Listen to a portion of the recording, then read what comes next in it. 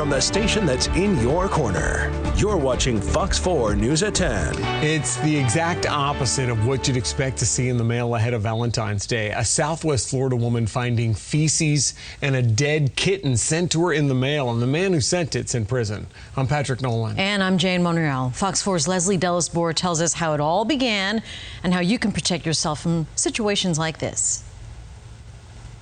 29-year-old Breton Howard Osborne has been sentenced to 3 years and 8 months in federal prison for stalking and conspiracy to commit stalking of a woman in Port Charlotte, along with his co-conspirator, 30-year-old Ian Douglas McGuire. The harassment began in March of 2019 and lasted through June of that same year after McGuire walked into the Punta Gorda Farmers Market, which is where victim AGW worked at the time. The suspect in this case, he likes to go into public wearing signs around his neck with his own video camera. He likes to engage groups of people to get a reaction. The victim in this case, she was working at the time, told the suspect that she did not really like his sign, didn't want to be videotaped by him, and that was the initial interaction between the two.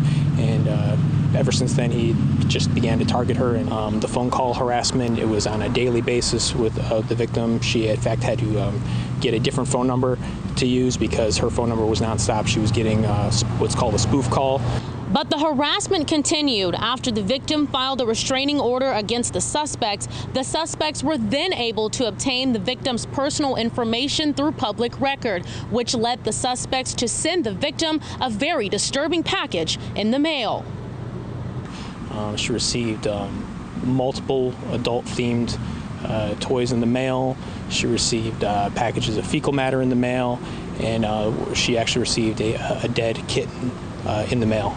9 years into his career, Detective Adam Taylor with the Northport Police Department says the details of this case came as a shock to him and advises anyone, if you find yourself in a situation like this, contact authorities immediately. Someone that is a victim of harassment should make a police report to get it on file so it's documented, so we have a paper trail to start to show that someone is getting harassed and they are asking for police help in this matter. But just be cautious on where you put your address and your phone number, because certain documents can't become public record.